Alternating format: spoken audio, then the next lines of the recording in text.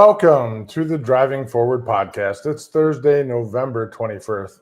Whether you're joining us live or listening on one of our 18 platforms, including Wreaths Across America Radio, where we're broadcasted every Tuesday evening from 7 to 8 p.m. Central Time, we appreciate your support. Throughout the show, we invite you to share your comments and questions at any time. Your engagement fuels our discussion and helps us navigate the world of transportation and logistics together. So we spent the week at Freightwaves Festival of Freight. I'm here with Susan Mayo, GLCS's Director of Sales. So we spent the whole week at Freightwaves F3, the Festival of Freight, with a whole pile of people this week talking about freight tech, talking about logistics, just everything. And we kicked off the week with a nice little coffee chat. It feels like it was weeks ago at this point. Yeah. Nice little coffee chat Monday morning with our freight movement crew. We were able to have a great one-on-one discussion or small discussion with Matt Leffler. That was a lot of fun. That was my favorite part of the whole week. The whole week was getting to meet the armchair attorney.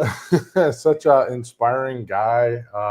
So I've been able to interact with Matt for so long, and we've never been able to really sit down and have a talk. So that was a great way to kick off the week. And then Tuesday evening, we had a good time kind of, launching the network off.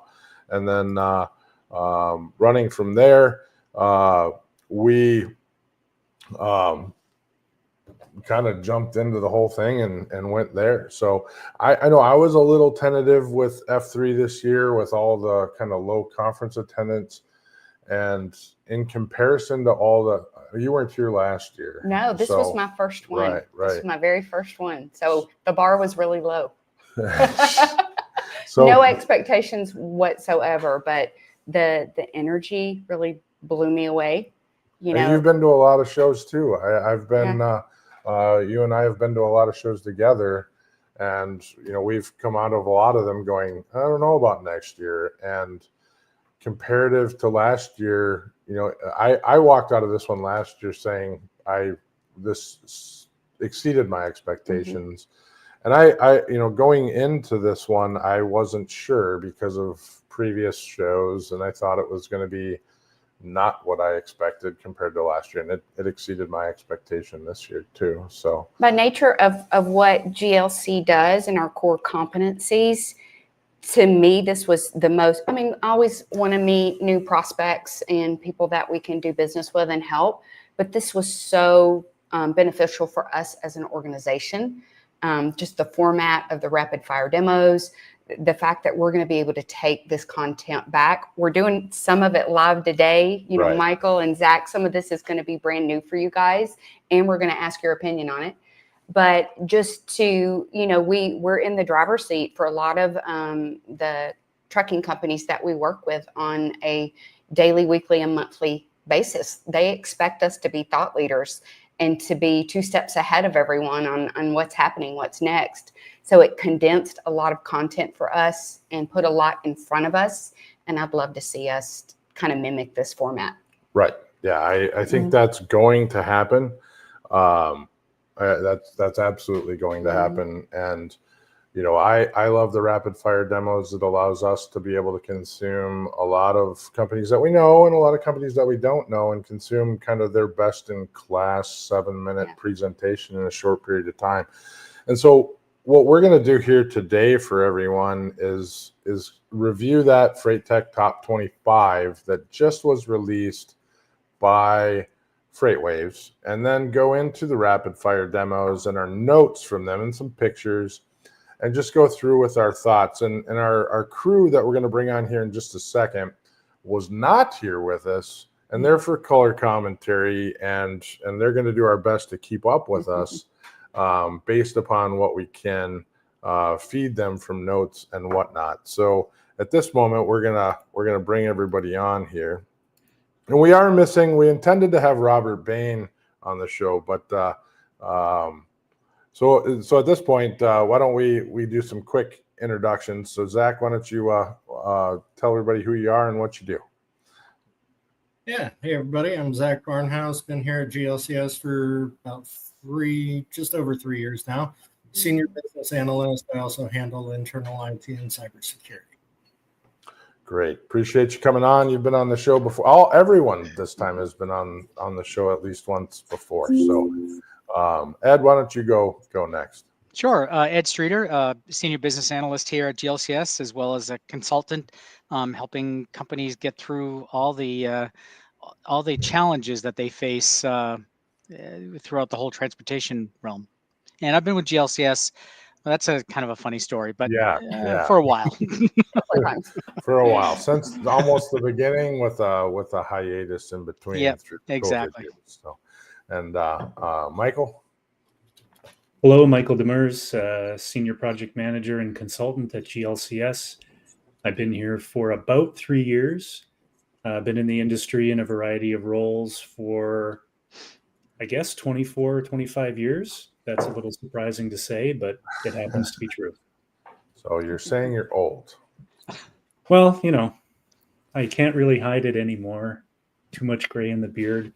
Although now that I've moved into my palatial new mountaintop chalet, it's easier to deal with. Fair enough. Yeah, you're no longer overlooking the ocean. So, got to have more than one place. Fair enough. Okay. All right. So appreciate y'all joining. I guess we just did hear from Robert Bain. His flight was delayed today. He's going to lift a mountain on Saturday. Yeah. And he's on his way to that meet. And flight was delayed, so he may join us for the second half of this show. So, and if you are hearing large explosions from the background, Susan and I are both still in Chattanooga, and we had a townhouse that the whole GLCS and freight movement crew rented here, and there are some massive explosion noises, or maybe I don't think it's trucks driving by. No, it's very unsettling. Yeah, we've not heard it the entire week, and now there's just this constant boom. So I'm not sure if the mics are picking it up. I'm guessing the mics are not picking it up, but we're hearing it. And it's, so at some point I'm expecting somebody to knock on the door and saying that we're going to have to leave. So we'll see. But so we'll kick this one off. We're going to start with the Freight Tech Top 25 as identified this morning by Freightwaves. So, and I hit the wrong button there. So, all right. So I'm just going to run over these. Some of these companies we really know well, and they've been around a long time. So XPO hit the 25th marker. So, XPO we've known for some time, a good industry leader there. I'm guessing none of us really have any comments on there. We're all understanding that they're a good supply chain leader, and not surprised to see them on the list. Next one, and I should have, if we would have had more time, this was pretty hot off the press, we probably would have laid over 2023's top 25 next to 2024's. But Aurora, the autonomous vehicles, they came in at 24. So not sure if you guys are real familiar with Aurora, but everywhere you go now, autonomous trucking, we're hearing about Aurora. So, and we're hearing that, I guess Jeff Yeager is saying that there's not any audio coming through. So not sure if we're having some technical difficulties or not there. So if somebody can check that out and see if it isn't, we'll continue recording and just post it up after the fact. So, but if somebody can help him out. So Aurora autonomous vehicles, if there's everywhere you hear the autonomous vehicle side, Aurora's kind of capitalized on that and become kind of the front leader. So any comments on Aurora? Have you guys read in on them at all? I'm not familiar with them. Not familiar. So No. Kind of not our thing. All right. Well, I appreciate whoever just commented that came in as a LinkedIn user, but appreciate that. So we are hearing that LinkedIn streaming. So every once in a while you get the StreamYard piece that doesn't want to push through to LinkedIn. So appreciate that. All right, so not surprised to see Aurora's out there. I know a few people at Aurora. Next one, Denim. So that's a freight factoring platform, pretty down market, I would say. They work with a lot of smaller organizations. I've been well aware of Denim as well. I don't think we've necessarily worked much with Denim here at GLCS because they've been down market. But freight factoring and assisting companies with that. Not really surprised to see them on there as well.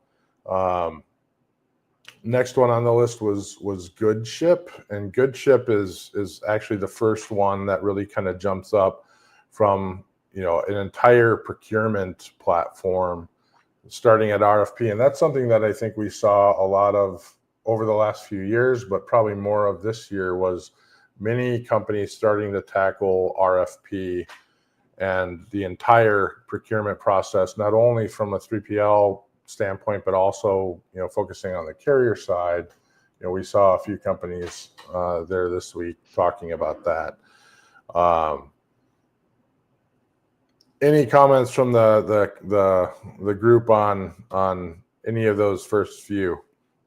I have a question about this RFP thing, because I saw that Keelver, is that how you pronounce them, or Keelvar?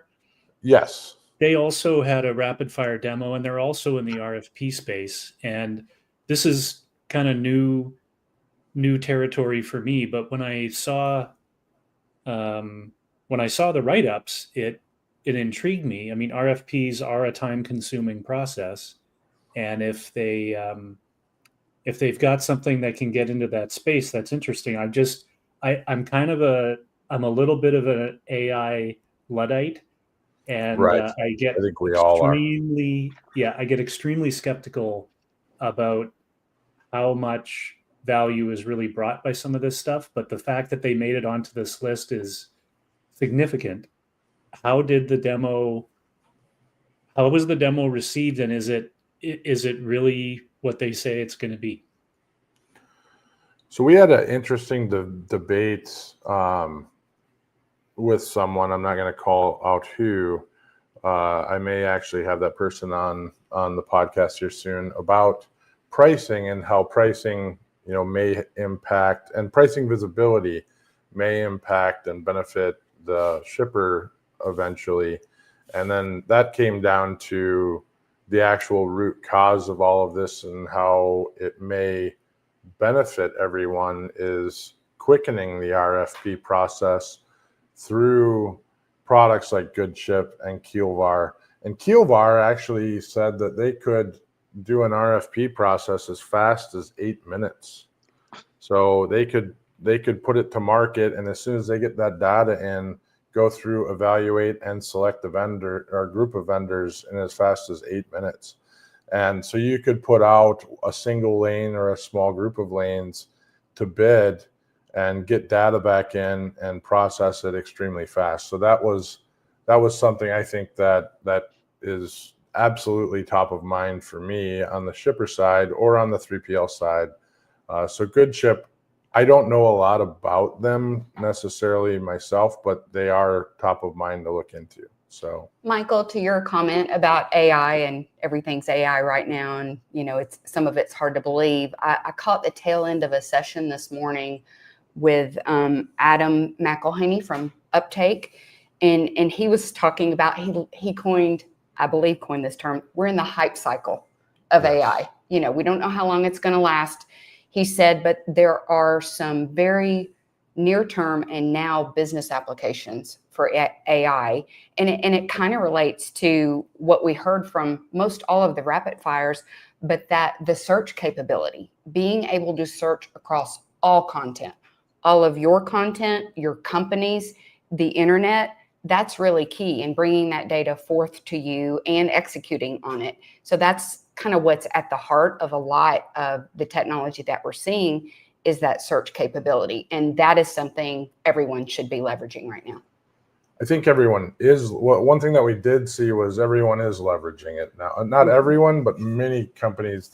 So last year we were seeing everybody hit the LLM, or lots of companies are coming forward with the LLM practice to dig into email and to use it for that practice. Now we're seeing companies that weren't necessarily AI focused or LLM focused just adding it on as a widget within their, what I'm using the term widget, but they're using it in their solution as a standard feature. So certainly the TMSs are just dropping it in as a feature now, instead of bolting it on, instead of using a third-party application as a bolt-on, even though there are plenty of third-party applications that are specializing in it. So what was the term that he used? Hype cycle. Hype cycle. So I'm writing that one down. It's funny. I couldn't read my notes this morning. When I went back, I glanced at it and I thought I had written hypercycle, which that applies too. Sure. They both work. Hypercycle's mine. So the AI is advancing 36% a year in a technology advancement. So that means every 2 years it is 80% increase. So it's pretty fast. So was somebody have a comment there? Yeah, I wanted to quickly ask for all the kids listening at home, what is LLM? Large language model. Thank you. All right. So for time purposes, because we're already 17 minutes in and we only made it through 4 of these things or 3 of these things. So we have Reliance Partners. It's an insurance specialist. Arrive Logistics. That's a brokerage 3PL. I'm going to skip over some of these. I think they're all great companies and primarily stay with technology providers. Parade.ai. I have a little bit of that's close to my heart, I suppose, to some extent, because Anthony from Parade is the guy who kind of coined the term the mayor. So, or between him and Susan, I think it came about, and then it sort of grasped through others. But so Parade is a capacity management tool. I think they certainly belong in the top 25. OneRail is a great solution. It's a last mile delivery solution. I think it's wonderful that they're out there. It's really a courier-based solution. They are the only solution on the top 25 that I thought was specific to final mile. And I believe that we'll probably see more final mile solutions popping up here as time goes on. I'm going to go through a few more of these, and then you guys can pick up with other questions, just so we can make sure that we get through things. So Echo Global, 3PL, Blue Yonder, all the solutions at Blue Yonder. Of course, we have our friends at McLeod. I don't believe they were in the top 25 last year. Triumph Pay, I had a great conversation yesterday with Nate Gilmore at Triumph Pay. That's their factoring and audit and factoring payments. We have our friends at Uber Freight and everything going on there. My Carrier, that's an LTL full truckload TMS.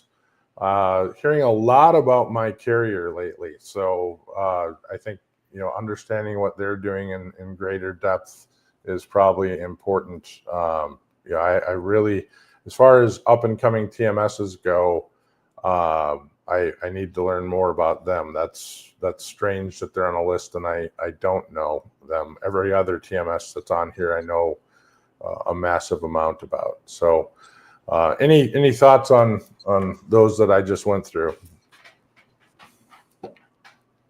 I loved seeing McLeod on there. They mentioned, their ability to just continuing to innovate. Right. Yeah. Got them back up. Yeah. We had a great conversation with a McLeod customer at dinner. That was last night, right? Yeah, that was last night. This week is just blended together. So it was last night. We had a great conversation with a McLeod customer last night at dinner, and they had wonderful comments to say about stability and customer service, and that McLeod has done a great job doing that. So as far as not a negative term as far as legacy TMS goes, but as far as legacy TMS, great that McLeod can have a customer, a large enterprise customer state that. Next on the list is FourKites. They're coming in at number 12, visibility platform. JB Hunt Transportation Services, then Cargado. That's got to be a new to the list because it's a new company, and that's Matt Silver's company from Molo. Cargado's basically simplifying U.S. Mexico freight, and absolutely love that solution. I think we're going to see more and more of that. If not more from Cargado, which I'm sure we're going to see, but we're going to see more solutions like that. So as the supply chain continues to be deepened within U.S. Mexico relations, we're gonna see more and more of that. Already, there's so many things crossing borders, and it's a pain. Anyone that's dealt with U.S. Mexico border crossings knows what sort of headache that is. We've been deep in that before through the automotive supply chain, 800-900 crossings a day. We've assisted some companies with, and anyone that wants to tackle that and make it easier, we're all for it. Gatik is another autonomous technology company, optimizing supply chain. Don't know a lot about Gatik.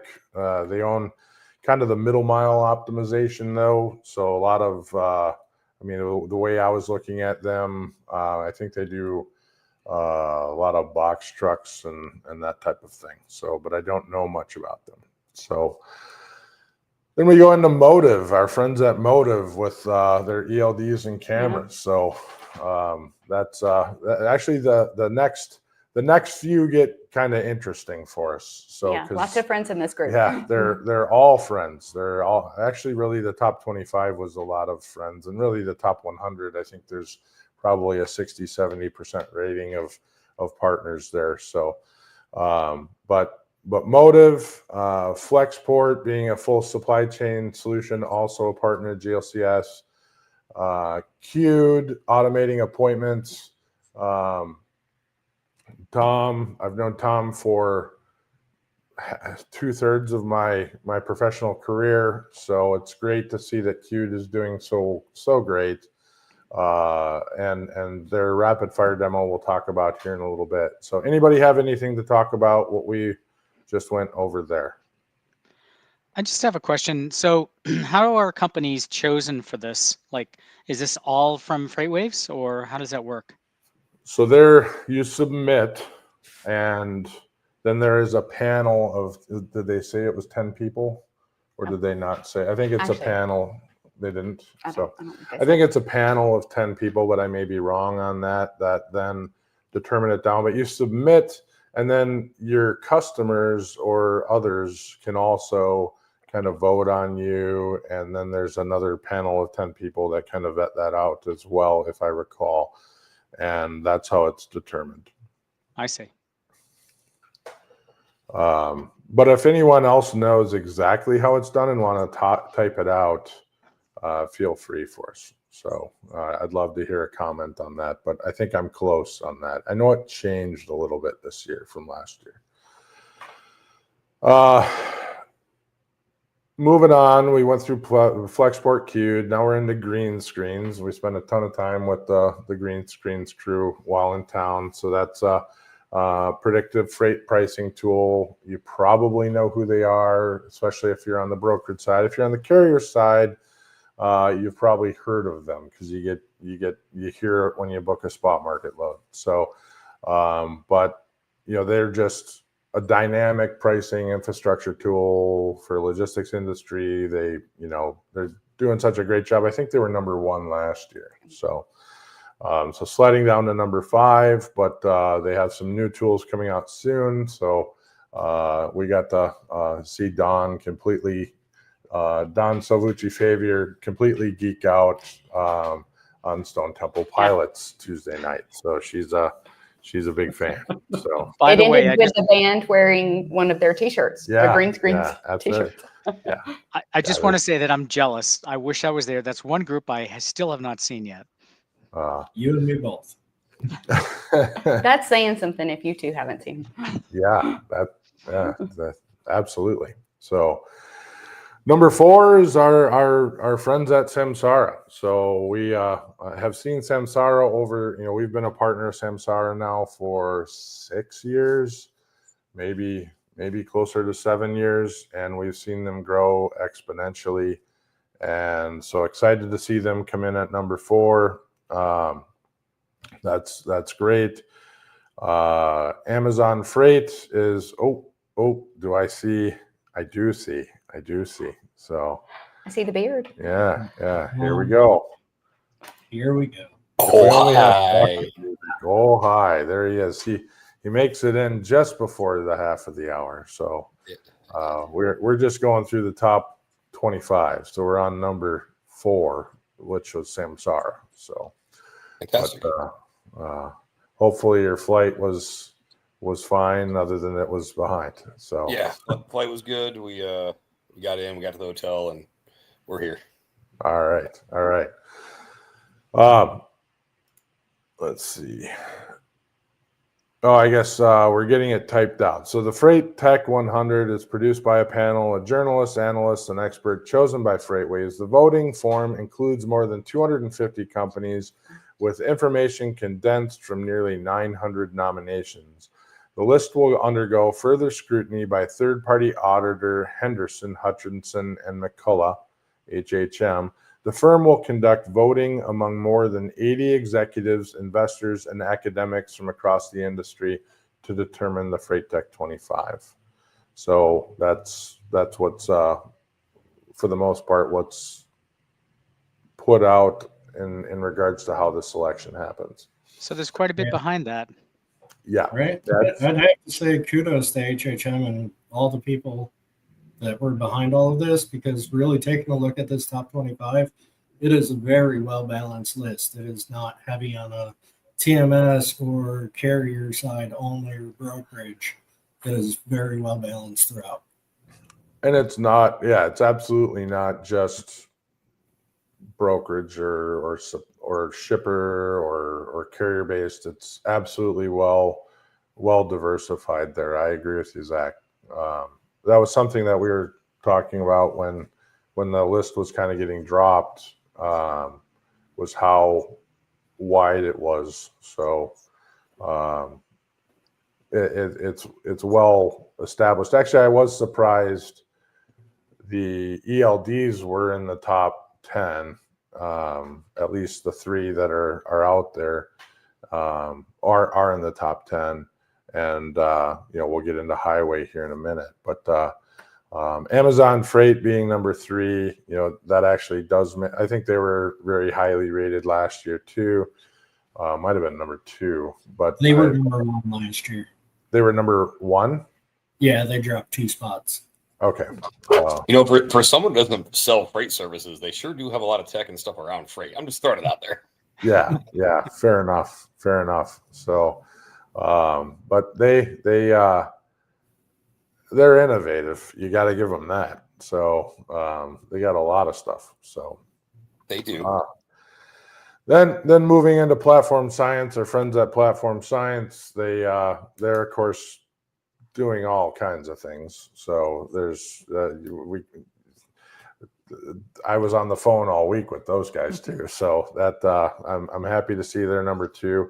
Zach, if you have 2004 up, where were they at? Or 2023 up? Jeez, man, what did I lose 20 years? Where did Platform Science come in 2023? If you're talking last year, because technically Freight Tech this is their 2025 list, but last year Platform Science was not on there, new to the list. Okay. So they weren't even listed last year? No. Okay. I think on the 25 or on the top 100? In the top one. On the 20. They may not have been in the top 25, but they may have been in the top 100. So, okay. Sorry, I'm just going off the main stage, what I heard a little bit this morning. Yeah, no, appreciate that. So, okay. And then going to number one this year is highway, and that was really announced along the fact that freight fraud is such a huge problem in the industry, and highway is the Cadillac solution around that. So, which I don't think anybody really disputes that at all. So, There were big cheers in the room after that one. I'm sure. It was I'm exciting. sure. So, and we had a crew from Highway out with us last night too. So, I really have a tough time disputing the list in any way, shape, or form. To Zach's point, there's nothing on here that I look at and say, there's a few companies that I don't know very well, which is actually kind of fun. But there's a certain spaces in the industry that I don't know. The final mile side is kind of the Wild West, and a couple companies that I don't know very well. But outside of that, I think there's a lot of up and comers, and that should be interesting to see where they go. So, any other thoughts on the top 25? All right. So we are going to take a couple-minute break here as soon as I find our commercial. There we go. We're going to take a couple-minute break. We'll be back, and we're going to go into rapid-fire demos, and we'll go through kind of each one of them, see what we think. And if you have any comments for us, if you have any questions for us, love to interact with y'all. Shoot them over, and we'll come back and run through those too. So see y'all in a couple minutes. My mom and dad's favorite time of the year was right now. Every year we had one of these, and we tried to fill it full of toys for underprivileged children at the time of Christmas. We've been very successful in years past, collecting in upwards of $10,000 worth of toys for them children. So I ask you this year, can you give me 1 toy, 2 toys, 3 toys, 4 toys, $5, $10, $50, whatever is in your budget to help me fill this up and deliver the joy of the season to those that might not see it. Here's how you can help. Drop off a new unwrapped toy or check at any Kottke Trucking terminal. Please make checks payable to Kottke Trucking with trucks and toys in the memo line. You can also drop off toys or checks at any freight movement event on or before December 5th. If you can't make it to a Kottke Trucking terminal, please reach out to sales@glcs.net for alternative options.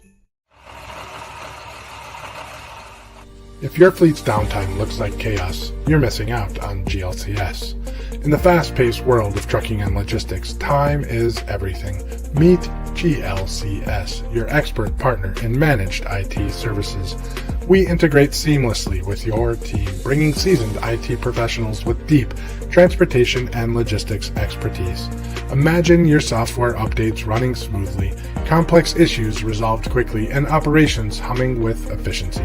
GLCS has your back. Our support doesn't just fix problems, it prevents them. With our industry connections and proactive approach, we keep your trucks rolling and your brokers working. Think of us as the added resource your company needs to unleash its full potential. Visit glcs.net today and keep your business driving forward. GLCS, where efficiency meets expertise. Remember. Honor. Teach. Give the gift of remembrance. Sponsor a $17 Veterans Wreath for an American hero. Learn more at wreathsacrossamerica.org. And we're back. All right. So into rapid fire demos. And I think I had pictures up, but I'm not sure that they came over. Actually, they did come over. Let's go back to the presentation here. And where did it go? So technical things, they're so hard. So Technology's tough. We get it. It is. There are whole conferences about it. Yeah. All right, here we go. Here we go. All right. So it's part of the thing about being remote when when you're in studio, because we have a podcast studio usually. I've got these big monitors and I can see things and it's nice. So but now I don't have that. So you guys got to call me out if I got the wrong stuff up. But we should see Rose Rocket on one of those screens there, I think. Yep. We got All right. Tilvar, Highway, Rose Rocket, and Fair Red enough. Velvet. Actually, I'm just going to do this. There we go. Now I can see it. All right. So we're going to start with Rose Rocket. So Rose Rocket opened. No, I'm gonna set the stage for what a rapid fire demo is. So every person doing a rapid fire demo gets 7 minutes, and you see that green light on the bottom of the stage. That at a certain point, that green light turns yellow. And then eventually it'll turn red and it'll just shut the light off on them and they lose their mic. And then the next person on the other side of the stage, you see kind of the angle. I would sit in the first row in the middle. And so one is on my left and one is on my right. And I just switch back and forth. So, but the light will just shut off and it'll go to the next person if they run over time. So you get 7 minutes. And that's all that you get, and then it shuts off. So everybody has the same amount of time to do their rapid fire demo. And they do shut them off. If they're still talking, it's lights out. It's your finito. So you and I'm saying this because if Chad Olison is watching, he called me out last year, and I'm going to say it again this year. I get that it's a 7-minute demo, and that we are getting the prettiest looking thing that we can possibly get in 7 minutes. And I understand that. And I want everybody to understand that that is exactly what we're seeing. And it is that elevator pitch or slightly longer elevator pitch that's creating a hook to say, these are items that we have in our solution that we should be able to do better than everyone else. So that's what I really like about the 7-minute rocket fire over top of other demos. So show me what you've done in the last year that nobody else is doing, or show me what you've done in the last year that you do better than everyone else. And so this is my favorite thing about F3, and it's what brings me back year over year over year. So Rose Rocket opened with their object builder. And what I like about the object builder is you can create anything in their system, any object that you want in their system. And not only does it create the object, but it also creates that in their API. And so as you add the object, it will create whatever, it'll adjust whatever that field is in their API. I assume it's associated with an API. They talked a lot about flexibility in their foundation. Flexibility is their foundation. They also have added in, OCR to their email tenders. Almost everybody had added in the ability to read email tenders and import orders off of email tenders and some form of LLM interaction to orders. So, or AI. AI is, everybody says AI now. It's like last year it was a joke on how many times it was AI. Now it's just AI everywhere. So, there was a no code. Sounds to me like a lot of people are AI. Yeah, fair enough. So, fair enough. But there's an automation builder too that I like the concept of. It was a no-code automation builder. So there's a lot of if, then that, etc. So there's a few things with Rose Rocket that I thought was interesting. So, but object builder looked cool. Any initial thoughts on that description? When you're talking object builder for technological lay people, are we specifically talking about data points and data sets behind the scenes and bringing that information directly into the API? So it looked to me like if you had order entry and you wanted to create another field in order entry, you could just do that, and then it would potentially create that in the API if you wanted it to. Oh, okay. Gotcha. It sounds like it creates a very simple, and I hate using the word customized, but it really was what it is going to feel like. It is very, very tailored to the individual organization, even though the underlying base will be Rose Rocket and their platform and that power. It's very tailored to the organization, which from a sales and retention perspective, I like that, because when something's tailored to you, you don't want to let it go. So I do like it. I think that's a great move they've made for that. So I'm interested to watch how well Object Builder is adopted by their existing clientele as well as new people that come on to their ecosystem. Yeah, I'm excited for it, because think of how many times we've gone and done setups for customers and they've got something specific, but now we've got to look and see what field are we going to shove this into, because there really isn't one that exists. Now you just go and make that field. Right.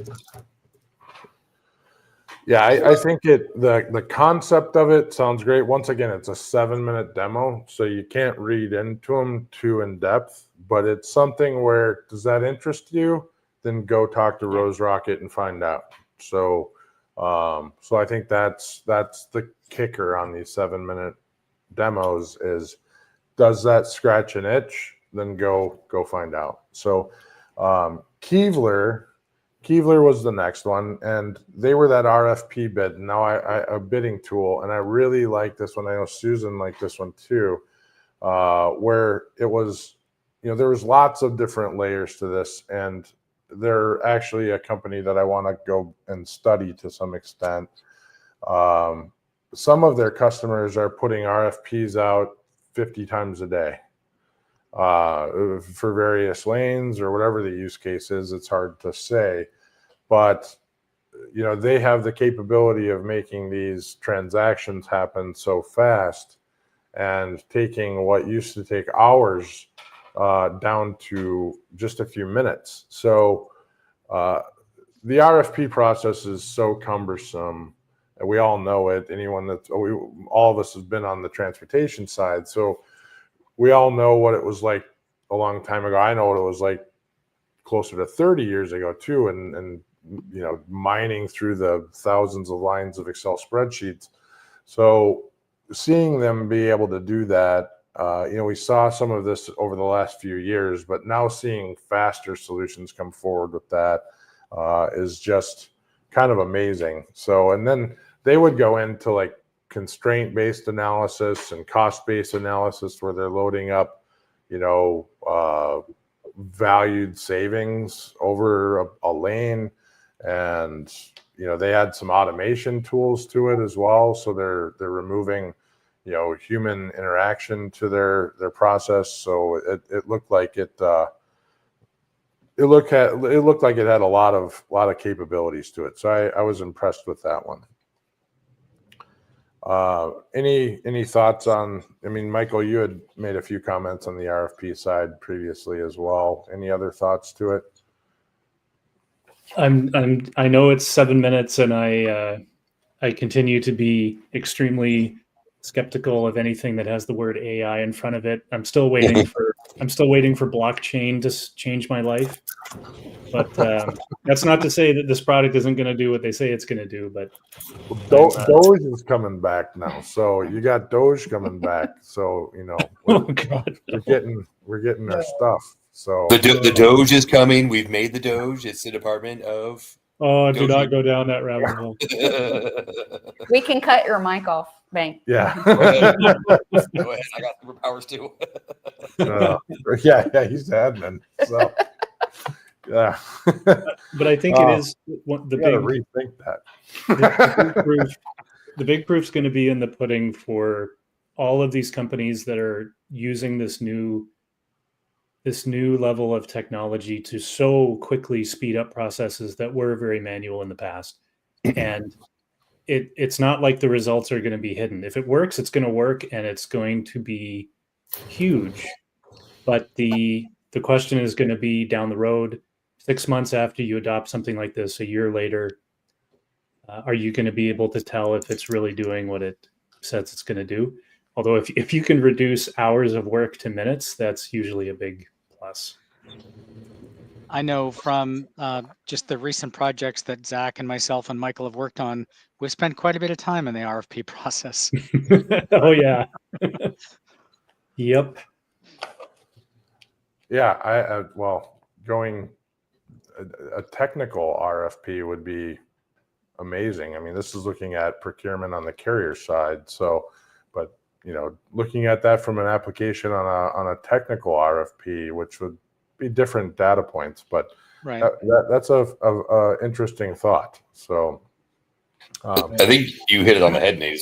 They're an organization I'd like to look more into, because even hearing the stat of they have clients that will run 50 RFPs a day and I saw they're based in Ireland, so maybe they're using a different vernacular than we are. That just seems odd to me. That seems more like a spot market than an RFP.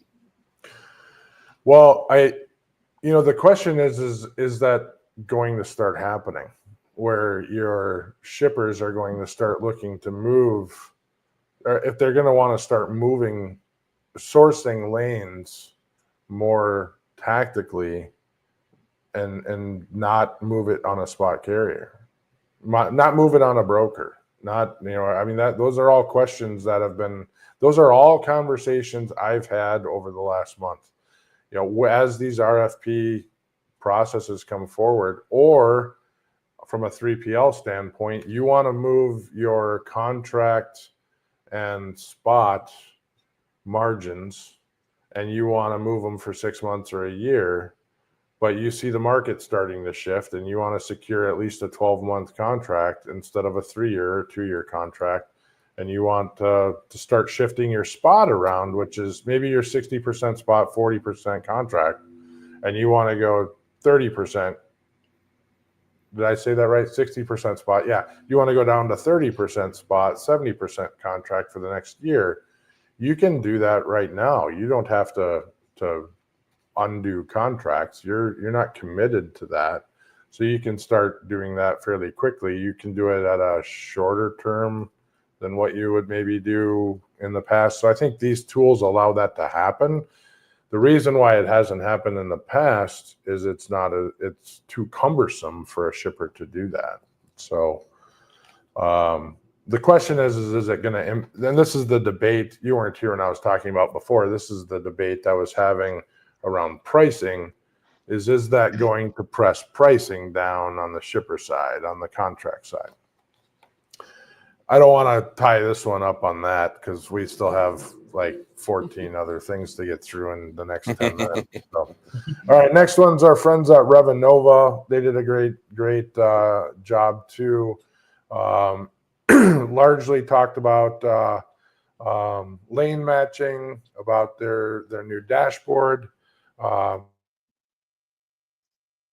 Went through how easy their dashboard was to maneuver through. It looked pretty powerful. So I was hoping to see them go into their asset dispatch, but largely they showed us their dashboard, and they showed us how they have a gong G-O-N-G on their dashboard too. So I don't know if there's anything to talk about with Revanova. The dashboard was powerful. It's Salesforce, and we're always happy to push our friends at Revanova. So Highway, they just had a solid demo. I mean, as far as the alerts that they were showing, they were doing geo tracking of a load. But then the cool thing on Highway is because they track the ELDs of a carrier. So if you sign up with Highway as a carrier, they now tie into your ELDs. And if you book a load with a carrier or with a broker and say, hey, I'm going to pick up a load in Dallas, and you don't have a truck in Dallas, that could create an alert that says this could be a fraudulent situation.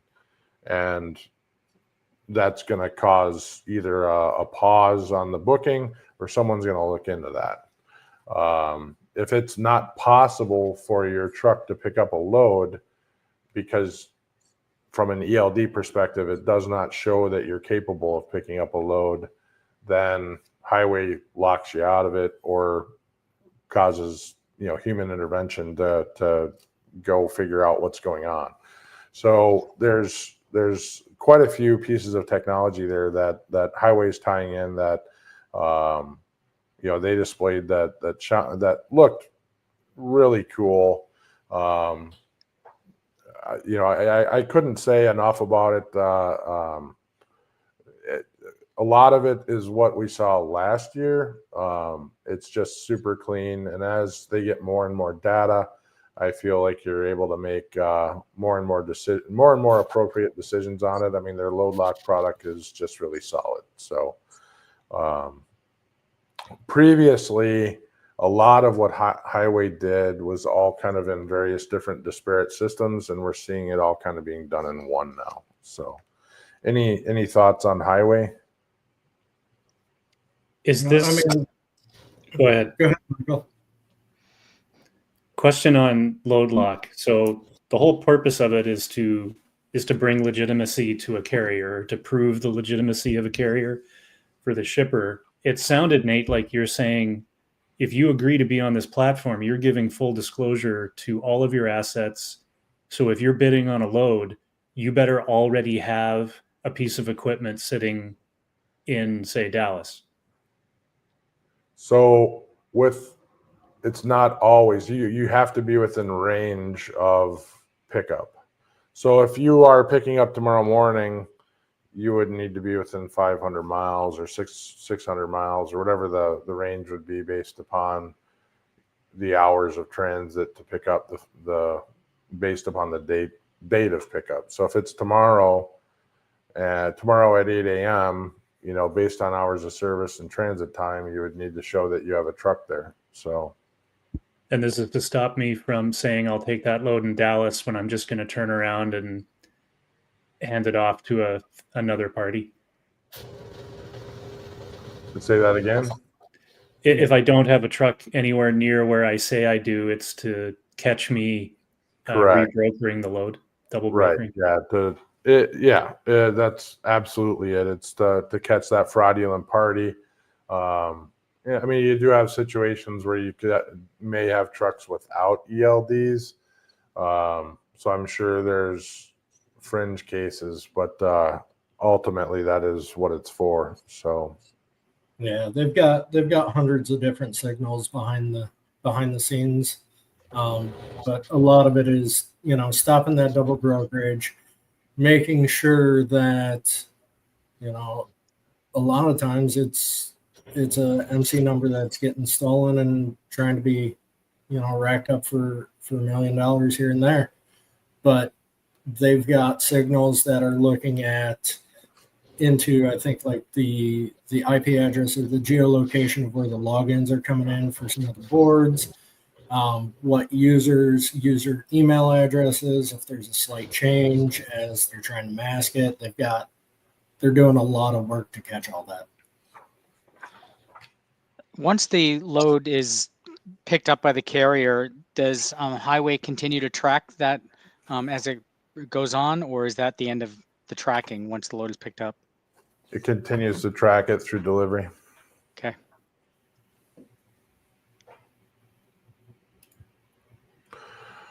All right. Next, we have Trimble load call, a road call, excuse me. This just reviewed the road call module within Trimble. I think, Zach, you know a lot about this, just a little bit. So, yeah. So this tool's basically, if a truck breaks down, you have a variety of tools at your hand, all within road call, to identify, where the truck is at, what's the best way to tow that truck or service the driver, and to keep it in network. Also, then tying it into the TMS. If you do need to tow the truck, Can you keep that truck within the line of the load, that you're not towing it outside of the load, or that journey line to the load, using an old term. Then looking at vendors that you're established, tying that into your asset maintenance software, following the repair orders, so on and so forth, looking at historic breakdowns on that piece of equipment and whatnot. So, Zach, I'll pass that one over to you if you want to add anything more onto it. Yeah, no, I mean, they just keep building onto it. Hundreds of vendors every month are getting added. They've got I think you can kind of see it in the screenshot there, some weather mapping overlays too. Just a lot more detail on where the truck is, best way to get to it, quickly finding what shop is closest to you. Again, like you said, what's in network. Yeah. So I'm actually going to jump ahead a bunch here. I'm going to do Elvis. I'm going to just start picking out. So if you want to start picking out too. So we have Elvis. Elvis did a great job on theirs. Built-in EDI. They've gone up market. They have a great planning screen. They've put in regions now too. I just feel from an asset-based standpoint that they've done a great job. So Elvis has a pretty good caliber of a product here. So they have multiple automation tools that are in there as well. They have a contract importer tool. So if you're a bid is awarded, you can upload it and it automatically will. You don't have to take an Excel spreadsheet and format the Excel spreadsheet. You upload the Excel spreadsheet, and then within the tool, you point the data to where it needs to go. So it's different than other importer tools that we're probably familiar with. So it has some intuition to it. So just in general, a well thought out, up and coming TMS, really not even up and coming anymore. I think we can call them pretty well established. Pretty much all the TMSs that were there are established at this point. So any thoughts on Elvis at this point? I'm excited to keep watching them. Everything I've seen about them is exciting, and as they start to move into some different markets, whether it's brokerage or different modalities, I'm excited to watch them as an organization, and definitely as their product expands. What's Everest? Let's Everest? talk about Everest. Yeah. Okay. So Everest was a email quote. Are they up here? Yeah. Okay. So Everest was a email quoting tool. Basically, it had a rating engine that was associated with it too. It just had a fully featured. And once again, we're going to go down the route of the AI side. So, but fully featured email bolt-on that also had a rate engine that could be utilized to then manage customer interaction. So and I think it also had the ability to tie into a TMS. So you'd be like, customer would say, I need a quote on an order. You could quote that order, and then you could tie that out to the TMS and send it to the TMS as a quote as well. But there's lots of those tools, I think, that were out there. I would kind of put Everest and Hub and Wirebee, and to an extent, Happy Robot in kind of this group. Sure, to some extent, where they're helping you manage your customer interaction. So, and whether it's through a verbal phone bot or email, whatever the case may be, or both. In the case of Wirebee, I think Wirebee was both. Yeah. At least one of them was doing both. So we'll get to those notes. But yeah, lots of tools that are out there. I think my prediction is we'll probably see some market leaders start jumping forward there in the next year. So we technically have already, but I feel like we'll see a definitive market leader jump forward in the next year. All right. Next we have Happy Robots. So, and Javi and Pablo, they just did a great demo.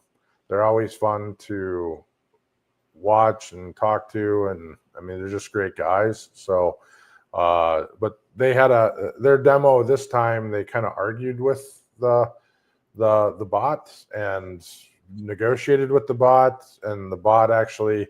So Pablo was running the bot and was the phone call, and then he was negotiating, and the negotiation required approval from a manager.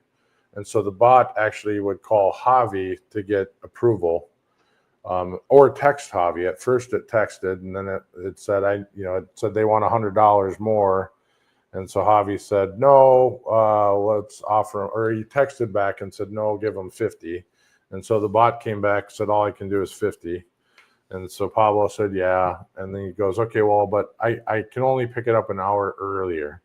And so then the bot called Javi and said, the carrier can only pick it up an hour earlier. And Javi said, yeah, that's fine.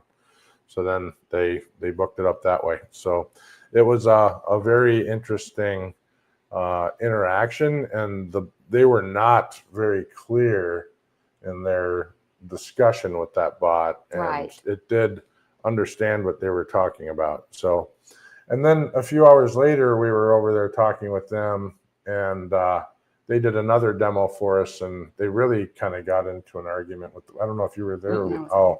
So they really got into an argument with the bot, and it was fun to see them do that, and the bot kind of handled it. So, but that was fun to see that. I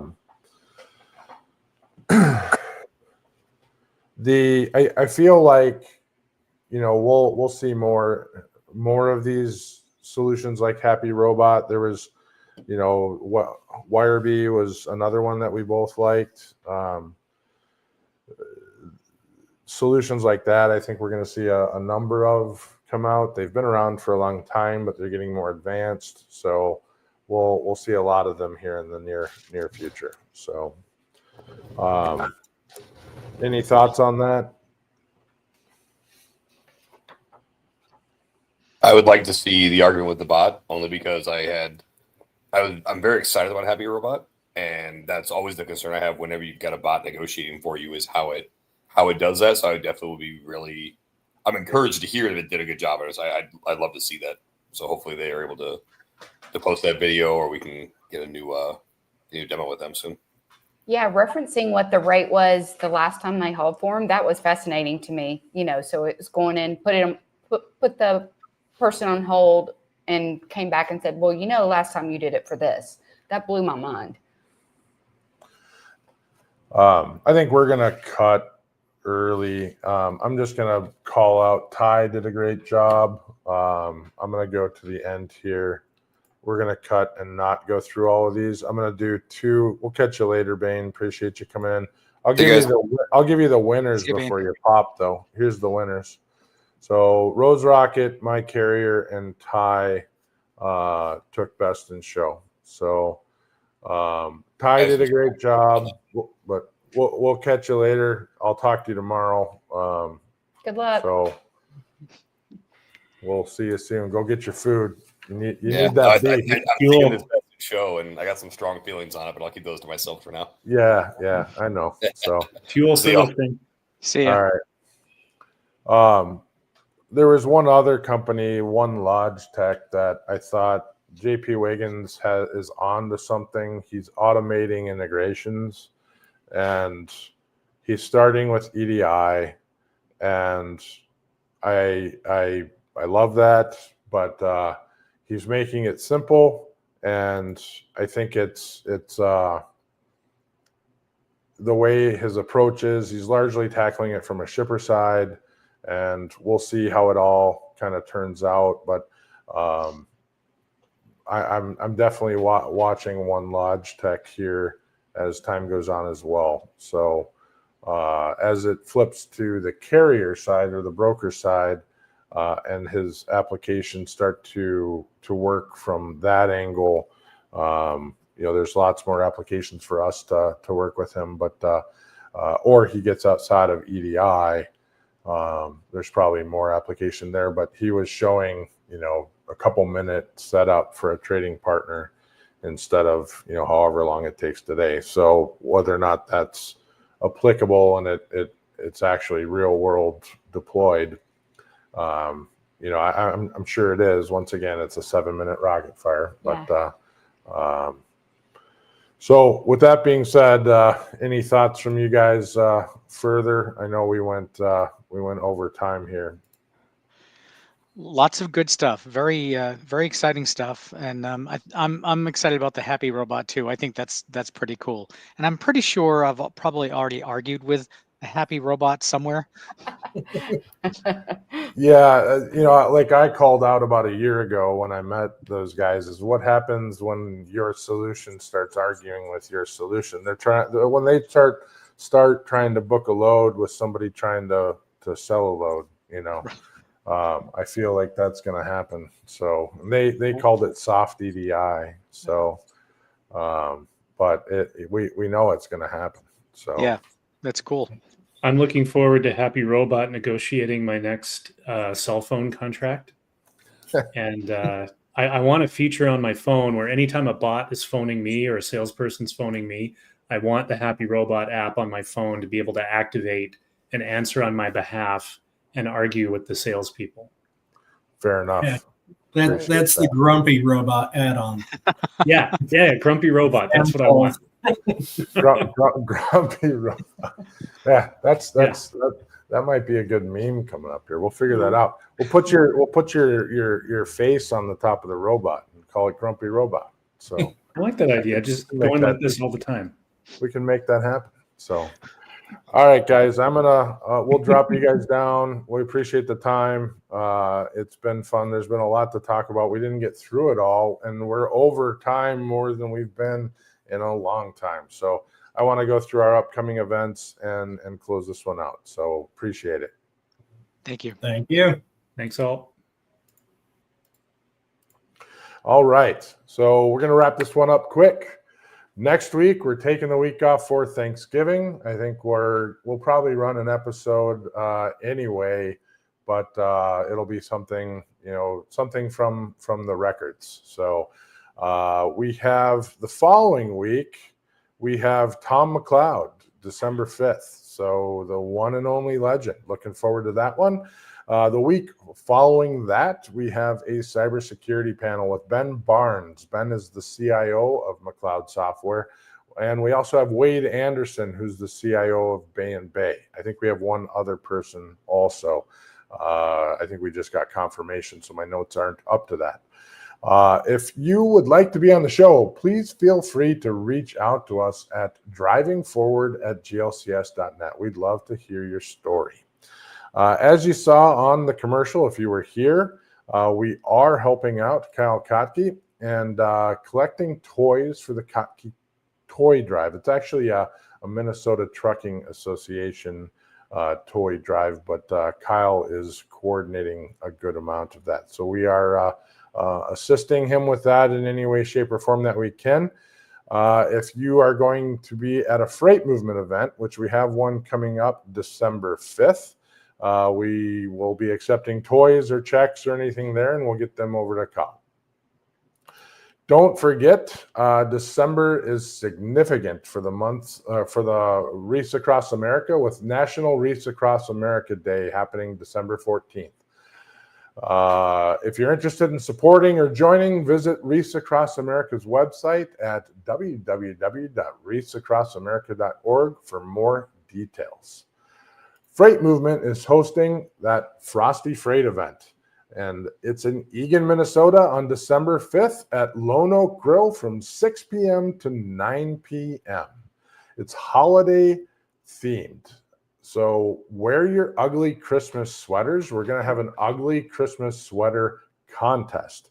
We're also going to have a caricaturist. This one's sponsored by Williams and Associates and Transport USA. If you're interested in coming, look it up on LinkedIn under Freight Movement. There's an Eventbrite. We'd love to have you sign up. If you're going to Manifest and you need a ticket, please use Freight Movement. Our code through Freight Movement. It's manifestvegas.com/FR8MVMT for a discount. Also, we're going to be running an event at Freight Movement. We're going to probably announce it towards the last minute. So it'll be somewhat exclusive. I don't think we're going to be able to have too many people there, but it'll be in the Venetian. But definitely keep your ear out for that one. I'm not sure when we're going to announce it. So with that being said, you got anything else? Nope. That's it, huh? So now I just got to find drive my home. Got to drive home. Yeah, it's time to call it a week. So, all right, stay curious, stay informed, keep pushing the boundaries of what's possible. Until next time, drive forward with purpose and innovation. Thanks for watching.